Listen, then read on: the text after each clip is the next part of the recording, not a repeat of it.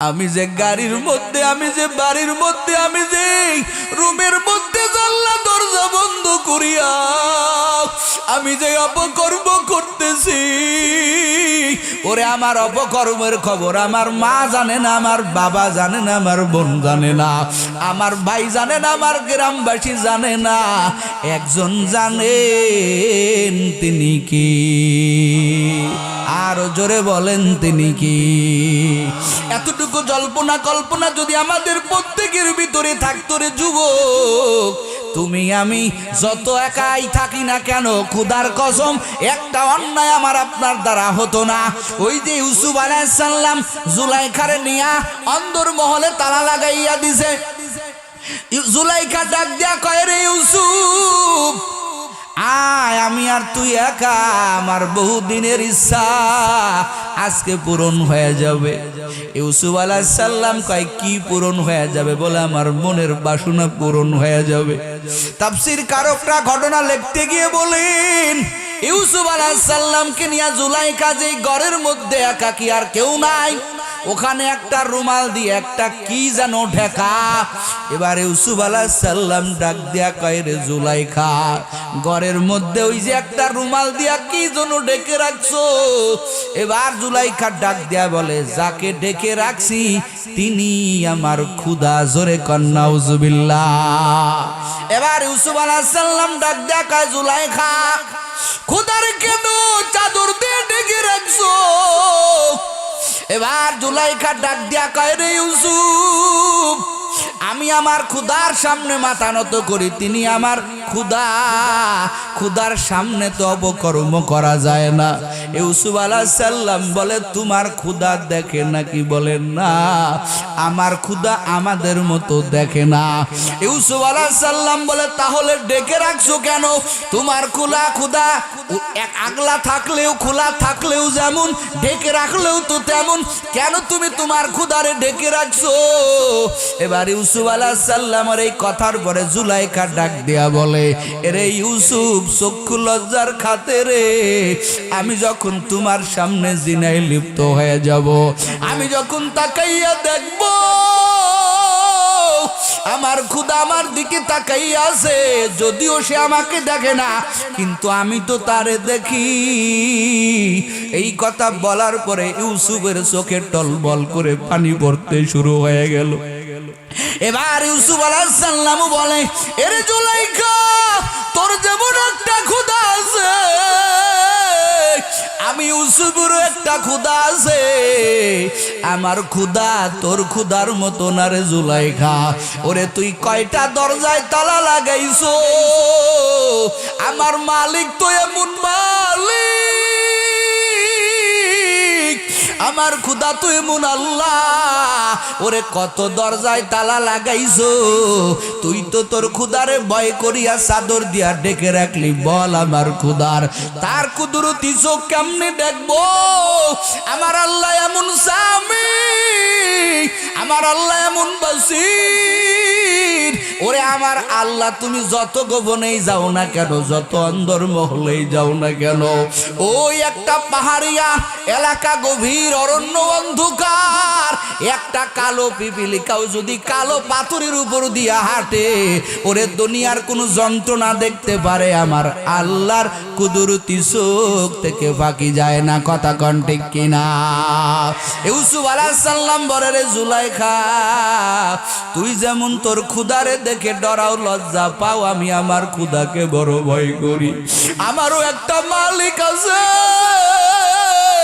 ওরে জুলাইখা, না না, জীবন চলে যাবে, আমি তোর সাথে অপকর্মে লিপ্ত হব না। এবার ইউসুফ যখন আল্লাহু আকবার বলে জোরে একটা দৌড় দিয়েছে, আমার আল্লাহর কুদরতি মদদ শুরু হয়ে গেল। ওরে ইউসুফ আলাইহিস সালাম দৌড় দেয়, আমার আল্লাহ কয়, রে ইউসুফ, সামন দিকে আগা। তুই যেহেতু আমার উপরে ভরসা করেছো, আমি আল্লাহকে ভয় করেছো, এই গুনার থেকে বাঁচাবার দায়িত্ব আমি আল্লাহর। ইউসুফ আলাইহিস সালাম দৌড় দেয়, ও শিবচরের মুসলমান, আমার আল্লাহ জুলাইখার লাগানো সব তালাগুলো আমার আল্লাহ মুহূর্তের মধ্যে টাস টাস করে খুলে দেয়।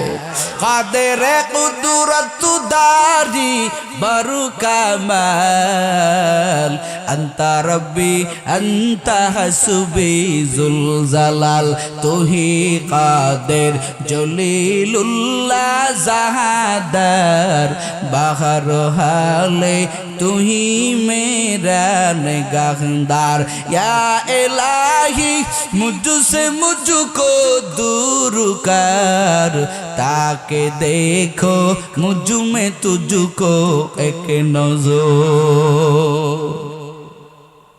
সমস্ত ক্ষমতার মালিক কে? জোরে বলেন। আল্লাহ গুনার থেকে যদি আল্লাহর উপরে তাওয়াক্কুল করা যায়, আল্লাহ বাঁচাইতে পারে কি পারে না? জোরে কোন পারে কি পারে না? ওই কিফিল বলে, ও মেয়ে তোমার চোখে পানি কেন? মনে আছে নি? এবার ওই মহিলা কয়, আমি তো বাজারি মেয়ে না, আমার জীবনের প্রথম হুজুর, ও আমার মনিব, আমি আপনার টাকার কেনা পণ্য, আমি এই জন্য কান্না করতেছি হুজুর। ও আমার মনিব, আমার এই জন্য চোখে পানি চলে আসছে, আমি আজকে টাকার জন্য আপনার সাথে অপকর্ম করব, আগামী কাল আমার এই মুখ আমার মাওলারে কেমনে দেখাইব? আল্লাহু আকবার বলেন। ভাইয়ের আমার, কিছু কিছু কথা তীরের চাইতেও বড় আঘাত করে। কিফিল চিন্তা করে ফেললো, হায় রে মহিলা, এই মহিলা আজকে প্রথম দিন আইসা কেমন কথা বললো, আগামী কাল ওর চেহারাটা মাওলার সামনে কেমনে দেখাইবে? আর আমি তো এমন জালেম, আমি তো এমন গুনাহগার, আমি তো আজ একদিন না দুই দিন না কত শত বছর হয়ে গেল, আমি প্রতিদিন প্রতি রাত আমি প্রত্যেকটা মহিলা নিয়ে রাত কাটাই। এর এই মহিলা প্রথম রাত্রে আইসা এমন ভয় করে, আর আমি কেমন আমার আল্লাহর বান্দা, আমার দিলে আঘাত করে না, আমার এতটুকু অনুশোচনা জাগে না, এই মহিলা আগামীকাল কেমনে মাওলার চেহারা দেখাইবে চিন্তা করে। আর আমি প্রতিদিন এই যে অপকর্ম করতেছি, আমার কোনো পেরেশানি নাই, আমার কোনো চিন্তা নাই। এই কথাটা, ওই মহিলার কথাটা ওই কিফিল নামক ওই জেনাকারের পুরুষের অন্তরে গিয়া একটা তীর মারলে যেমন আঘাত করে, ওই কথাটা কিফিল নামক ওই জেনাকার পুরুষের কলবে গিয়া আঘাত করলো। ওই কিফিল আর দাঁড়াইতে পারে না, ঠাস করে জমিনে পড়ে গেল, ঘরের মধ্যে পড়িয়া বেহুশ। ওই মহিলা কোন রকম সেবা করিয়া সুস্থ করে তুললেন।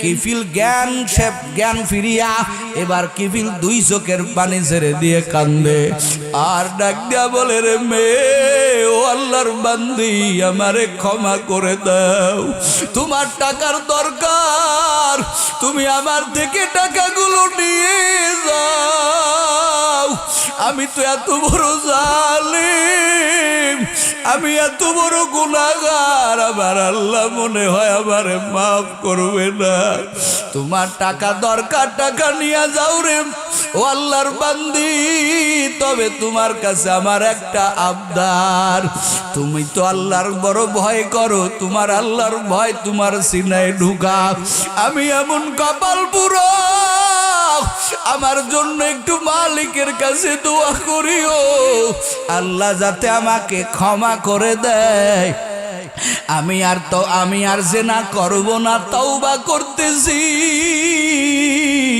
আমি আজকের থেকে আর জিনা করব না, কোনো মহিলার সাথে রাত কাটাইব না, তুমি একটু দোয়া করো। ওই মহিলা দোয়া করে টাকা নিয়ে চলে গেলেন রে বাবা। যেই কিফিল এমন ভাবে ফিরে আসলো, তওবা করলো, রাতের বেলায় কিফিলের ইন্তেকাল, গ্রামের সবাই কয় না না, কিফিলের জানাজায় যাওয়া যাবে না। প্রতিদিন প্রতি রাত্রে আল্লাহর বান্দা নারী নিয়ে আমোদ প্রমোদ করে।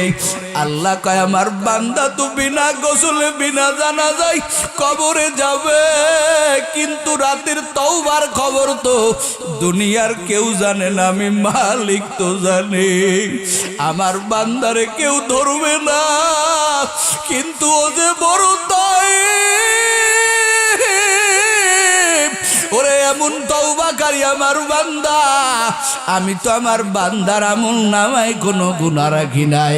আমার আল্লাহ ওই কিফিলের ঘরের দরজার সামনে আমার আল্লাহ উঠাইয়া দিলেন, কদ গাফারাল্লাহু লিল কিফিল। আমার আল্লাহ কয় ও দুনিয়ার মানুষ, ওরে কিফিল রে ঘৃণা করিও না। আমি আল্লাহ এমন তওবাকারী আল্লাহ, আমি আল্লাহ এমন গফফার আল্লাহ, আমি আল্লাহ এমন গফুর। ওরে কিফিল সারা জীবন যত অন্যায় করেছে, যত অপরাধ করেছে, আমি আল্লাহ ক্ষমা ঘোষণা করলাম। हर गोरी देखने को तू तैयार है, जो ना मंगे उससे तू बेजार है। या इलाही तू मेरा माबूद है, या इलाही तू मेरा माशूक है। हे अल्लाह মনে হয় না নাই কথা কয় না, কোন জগতে আছেন সে আল্লাহ আসেনি? কথাখান আছে। আপনি তো কিফিলের মতো গুনাহগার না। ও যুবক, আত্তাইবু মিনাজ যামবি কামাল্লা যামবালা, বলে তওবাকারী এমন হয়ে যায় ওই বান্দার জীবনে আর কোনো গুনাহ থাকে? কথাখান থাকে? থাকে না। নবী আমার বলেন আত্তাইবু হাবিবুল্লাহ, তওবাকারী কার বন্ধু? জোরে কন, জোরে কন। হাবিবুল্লাহ কিন্তু ভালো একটা নিসবত। এই নিসবত আমার আল্লাহ অন্য কাউকে দেয় নাই, তার পয়গম্বরকে দিয়েছেন। ইব্রাহিমকে বললেন খলিলুল্লাহ, ওরে ইসমাইলকে বললেন জবিহুল্লাহ, ওরে মুসাকে বললেন কালিমুল্লাহ, ঈসাকে বললেন রূহুল্লাহ। ওরে এক একটা পয়গম্বরকে আমার আল্লাহ এক একটা উপাধি দিয়েছেন, কিন্তু আমার নবীকে আমার আল্লাহ বড় মোহাব্বত করে হাবিবুল্লাহ দিলেন। কারণ কি? বলে হাবিব মানেও বন্ধু, খলিল মানেও বন্ধু। বলে দুই বন্ধুর মধ্যে বড় ব্যবধান। খলিল মানে যেই বন্ধু, সেই বন্ধুরত্ব হলো বন্ধু বন্ধুকে ভালোবাসা, বন্ধুর থেকে সব এক এক করে নিয়ে নেওয়া। আর হাবিব মানে যেই বন্ধু, সেই বন্ধুরত্ব মুফাসসির কেরাম ভাষাবিদগণ ব্যাখ্যা করে বলেন, হাবিব যেই বন্ধুকে বলা হয়, যেই বন্ধুকে মোহাব্বত করে এক এক করে সব দিয়ে দেওয়া। জোরে কোন সুবহানাল্লাহ। সব দিয়ে দিয়েছেন আমার আল্লাহ তার দোস্তের জন্য। জোরে কোন আল্লাহু আকবার। ও আল্লাহর বান্দারা, এই জন্য হাসরের ময়দানে 4 শ্রেণীর ভাগ হয়ে যাবে। 1 নম্বরের ভাগ আমার পয়গম্বর বলেন, যাদের কোনো হিসাব নাই, কিতাব নাই, কোনো প্রকারের কোনো কিছু করা হবে না। আল্লাহ বলবেন যাও তুমি জান্নাতে চলে যাও। নবী আমার বলেন এরা কারা? বলে যারা যদিও যতটুকু গুনাহ হয়েছে, গুনাহের ব্যাপারে তারা অনুশোচনা প্রকাশ করেছে। যখনই গুনাহ হয়েছে সাথে সাথে তওবা করছে। কেমন তওবা? ওই গুনাহ আর করবে না, গুনাহের ব্যাপারে লজ্জিত হয়েছে, ভবিষ্যৎ ওই গুনাহ করবে না। কয়েকটা শর্ত নিয়ে যারা তওবা করে ওদের গুনাহ থাকে না। আমার আল্লাহ হাসরের ময়দানে ওই তওবাকারীকে আমার আল্লাহ নিষ্পাপ বানাইয়া উঠাইবে, আর বলবে তোদের কোনো হিসাব নাই, কোনো ওজন নাই, যা যা তোরা বিনা হিসাবে জান্নাতে চলে যা। সুবহানাল্লাহ। কালকে বলেন যদি এই প্রকারে থাকেন, গুনাহ তো আমগো আছেই। আলা কুল্লুকুম খাত্তা, প্রত্যেকেই আমরা গুনাহগার। তবে এই গুনাহকে মোচন করার জন্য মেডিসিন কি? কথা কয় না কে? কথা কন না কে? কি লাগবে? তওবা। আমার আল্লাহ রহমতের দরিয়া খুলে আছেন। ও নবীর উম্মতের দল, আর একটা বিষয় বলছি 4টা ভাগ করা হবে। 2 নম্বর ভাগ মুফাসসির কেরাম বলেন 2 নম্বর ভাগ হলো যাদেরও হিসাব হবে না, কিতাব হবে না, আল্লাহ বলবেন যা যা তোরা জাহান্নামে চলে যা। এরা কারা? এরা বহু আছে, তবে আমগো যেটা দরকার, একটা হিন্দু, একটা খ্রিস্টান, একটা বৌদ্ধ, ওদের তো ইমানই নাই, ওদের হিসাবও নাই, আল্লাহ কবে যা কোথায়, কথা কয় না কোথায়। এখন আমগো মুসলমানদেরও কিছু হিসাব হবে না, কিতাব হবে না, এদেরকেও বলবে যা জাহান্নামে ঢোক। মুফাসসির কেরাম বলেন বহু লোক আছে, তার মধ্যে একটা হলো যারা মুরতাদ হবে এদের ঠিকানাও হবে জাহান্নাম। ওমাই ইয়ারতাদিদ মিনকুম আন দীনিহি, আল্লাহ পাক বলেন ফায়ামুত, আল্লাহ পাক বলেন যারা মুরতাদ এবং মুরতাদ অবস্থায় যারা মরে যাবে, ফাহুয়া কাফের, তারা হবে কাফের। ফাউলাইকা হাবিতাত আমালুহুম ফিদ দুনিয়া ওয়াল আখিরাহ ওয়া উলাইকা আসহাবুন নারি হুম ফিহা খালিদুন। যারা মুরতাদ হবে এরা মরার পরে এদের আমল এদের কোনো কাজে দিবে না। আল্লাহ কয় এদের আমল বরবাদ, কোনো আমল নাই, কোনো আমল নাই। আল্লাহ বলবেন এরা জাহান্নামী, জাহান্নামী, এদের কোনো হিসাব নাই। আল্লাহ বলবেন যা যা তোদের ঠিকানা হলো জাহান্নাম। ঠিকানা কোথায়? এখন আসেন, মুরতাদ কি হালুয়া নাকি খায় না মাথায় দেয়? মুরতাদ কাকে বলা হয়? খুব মনোযোগ দিয়ে শুনবেন। মুরতাদ কাকে বলা হয় আপনি আপনার সাথে মিলাইয়া নিবেন, দেখি নাকি আমার নামটা মুরতাদের কাতায় গেল, মুরতাদের কাতারে গেল কিনা। মুরতাদ কাকে বলা হয়? কোরআনে আমার আল্লাহ যেই বিষয়টা হারাম বলেছেন ওই বিষয়টা কোনো আল্লাহর বান্দা যদি হারাম বলে মেনে না নেয়, অস্বীকার করে, এটা হারাম হতে পারে না, ওই বান্দার যত আমল থাকুক না কেন, ও যদি মক্কা মদিনার ইমামও হয়, ওই বান্দা মুরতাদ হয়ে কবরে যাবে, আর ওর কোনো হিসাব নাই, কোনো কিতাব নাই। আল্লাহ বলবে যা জাহান্নামে যা। সূরা বাকারা 275 নং আয়াতে মনে হয় সুদ হারাম করা হয়েছে। কি হারাম করা হয়েছে? জোরে কোন কি? আরো জোরে বলেন কি?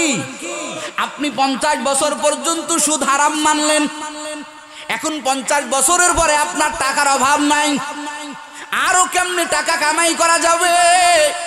50 বছরের ইবাদত, এখন আপনি বললেন সুদ খাইলে হারাম হবে না, বলেন তো এই লোকটা কি আর মুসলমান থাকবে? কথা কন না, থাকবে? এই বান্দা মুরতাদ, আর মুরতাদের ঠিকানা হলো জাহান্নাম।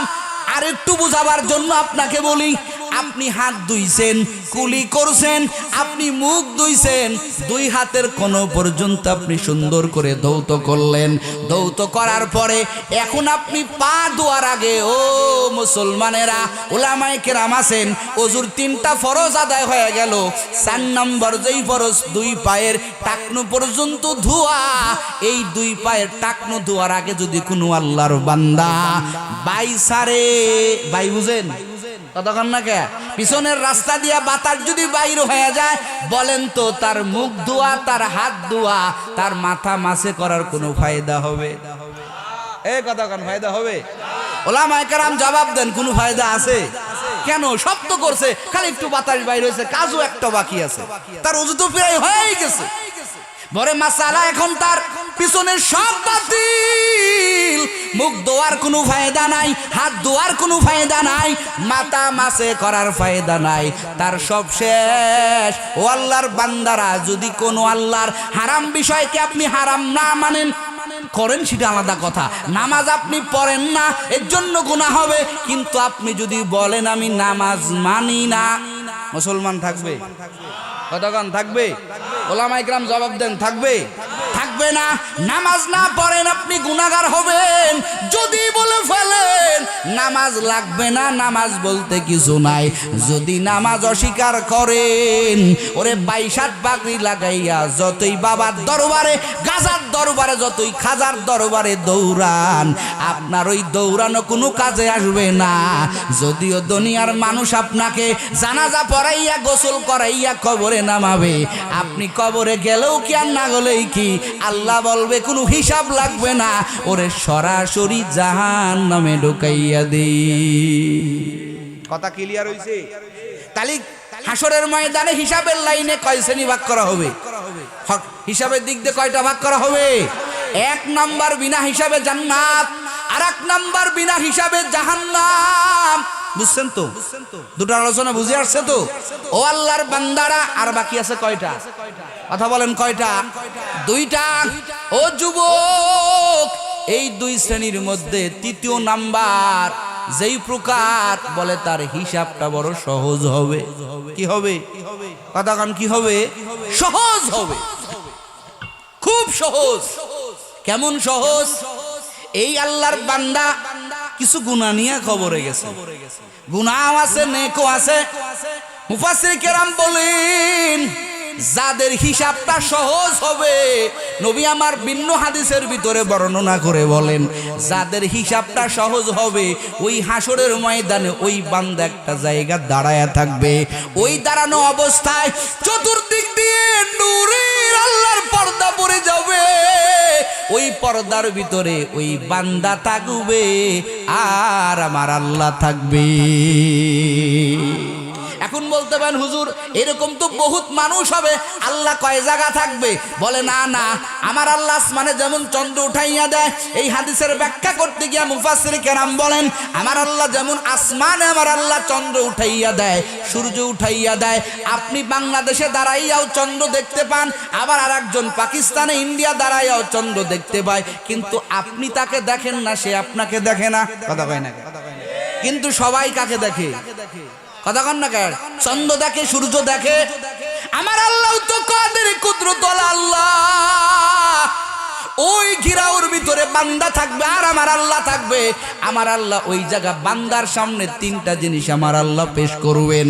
কোন 3টা জিনিস?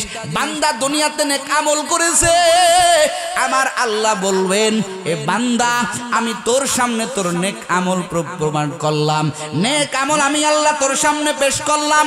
আবার ওই বান্দা যত গুনাহ করেছে আমার আল্লাহ ওই বান্দার সামনে সব গুনাহ আমার আল্লাহ প্রকাশ করবেন, আমার আল্লাহ পেশ করবেন। 3 নাম্বার, আমার আল্লাহ ওই বান্দাকে দুনিয়াতে যত নিয়ামত ভক্ষণ করাইছে সব নিয়ামত আমার আল্লাহ ওই বান্দার সামনে পেশ করবেন। বলেন না আল্লাহু আকবার। আল্লাহ বলবেন বান্দা শুনো, তুমি দুনিয়াতে অন্যায় করেছো, তুমি দুনিয়াতে গুনাহ করেছো, আবার দুনিয়াতে ভালো আমলও তুমি করেছো রে বান্দা। ও বান্দা, তুমি যে ভালো আমল করেছো, ও বান্দা এই ভালো আমলটা তুমি এমনি এমনি করতে পারো নাই, আমার নিয়ামত ছাড়া তুমি ভালো আমল করতে পারো নাই। কারণ নিজের আমল দ্বারা, আমরের বাহাদুরি দ্বারা কোনো আল্লাহর বান্দা জান্নাতে যেতে পারবে না। কথা কন ঠিক কিনা? আহলে সুন্নাত ওয়াল জামাতের আকীদা হলো মানুষ তার আমল দিয়া বাহাদুরি করে জান্নাতে যেতে পারবে। ওই যে বনু ইসরাইল এক লোক 500 বছরের ইবাদত নিয়ে কবরে গেছে। কয় বছর? জোরে কোন কয় বছর? আপনাদের কষ্ট হচ্ছে নাকি? 500 বছরের ইবাদত নিয়ে কবরে গেছে। আল্লাহর বান্দাকে আমার মালিক বলে রে বান্দা, তুই কি তোর আমল নিয়ে জান্নাতে যাবি নাকি আমি আল্লাহর দয়ায় জান্নাতে যাবি? ওই আল্লাহর বান্দা কয় রে মালিক, আমি 500 বছর ইবাদত করলাম, আয় আল্লাহ তোমার দয়ায় যদি জান্নাতে যাই তাহলে 500 বছরের ইবাদত করে কি লাভ হলো? আল্লাহ কয় তাই নাকি? ওকে একটু বোঝাবার জন্য আমার আল্লাহ জিবরাইলকে ডাক দেয়া কয়, জিবরাইল যা যা আমার এই বান্দাকে একটু জাহান্নাম থেকে ঘুরা নিয়ে আয়। জাহান্নাম কত ভয়ঙ্কর জায়গা। ওই আল্লাহর বান্দা বনি ইসরাইলের যুবক আমল নামায় কয়শো বছরের ইবাদত? সবাই কোন 500 বছরের ইবাদত, 500 বছরের ইবাদত নিয়া জিব্রাইলের সঙ্গে জাহান্নাম দেখতে যাইতেছে। জাহান্নামের কঠিন আগুন, কঠিন আগুনের তাপ, কলিজাটা ফেটে যায়। আল্লাহর বান্দা ডাক দিয়া বলে, এরে জিবরাইল, জাহান্নামের তাপ তো সহ্য করতে পারি না, আমার তৃষ্ণার্ত কলিজাটা ফেটে যায়, এক গ্লাস পানির ব্যবস্থা কর। আল্লাহর বান্দা এই কথা বলার পরে জিবরাইল তো আমার আল্লাহ আগের থেকে শিখাই দিছে। জিবরাইল ডাক দিয়া কয়, ভাই, এক গ্লাস পানি তোমারে দিতে পারে, তাহলে আমার একটা শর্ত আছে, তোমার জীবনের 500 বছরের ইবাদত থেকে অর্ধেক ইবাদত আমাকে দিয়ে দিতে হবে। এখন জীবন আগে না আমল আগে? কথা হয় না কে? বান্দার তো পিপাসায় কলিজাটা ফেটে যাইতেছে। জিব্রাইলকে ডাক দিয়া কয়, আমার ইবাদত অর্ধেক দিয়া দিলাম, তাড়াতাড়ি এক গ্লাস পানি দাও, আগে আমার কলিজাটা নিবারণ করি, তৃষ্ণা মুক্ত করি, এক গ্লাস পানির ব্যবস্থা করে দাও। জিব্রাইল এক গ্লাস পানি দিলেন, আল্লাহর বান্দা পান করলেন। আবার জাহান্নামের চুলার চতুর্দিকে ঘুরতেছে, কিন্তু জাহান্নামের চুলা কেমন তাপ হবে রে যুবক? 500 বছরের রাস্তা আগের থেকেই জাহান্নামের তাপ সহ্য করা যাবে না রে বাবা। ওই আল্লাহর বান্দা আবার পিপাসিত হয়ে যাবে, এবার তার কলিজাটা ফেটে যাওয়ার মতো হয়ে যাবে। এবার আবার ফেরেশতার কাছে পানি চাইবে, ফেরেশতা আবার ডাক দেয়া কয়, দিতে পারি, আবার আগের শর্ত বহাল, তোমার যে বাকি 250 বছরের ইবাদত আমাকে দিয়ে দিতে হবে। ওই বান্দার হুঁশ নাই, আগে পানি দাও, আমি পানি পান করে আমার জীবন বাঁচাই। আমল নামা নিয়া নেও, আর এক গিলাস পানি দিল। মোট কয় গিলাস পানি দিল? জোরে কন। ইবাদত দিল কত বছরের? জোরে কন। এবার তো পানি খাইলো, ইবাদত দিল, বান্দার আমল নামায় কত থাকলো? কত কন না কে? আল্লাহ কয়, হইছে রে জিবরাইল, আমার বান্দারে আমার কাছে নিয়ে আয়। এবার আমার আল্লাহ ডাক দিয়া কয়, রে আমার বান্দা, বল কিসের বাহাদুরিতে জান্নাতে যাবি? আমি আল্লাহর দয়ায় যাবি, নাকি তোর ইবাদতের বাহাদুরিতে যাবি? ওই বান্দা এবার মাথার নিচের দিক করে দাঁড়ায় থাকবে, কোনো পুঁজি নাই। 2 গিলাস পানির বিনিময়ে রে যুবক, ও মাদ্রাসার ছাত্র ভাইয়ারা, ও তাহাজ্জুদ পড়নেওয়ালা, কত ইবাদত করছো।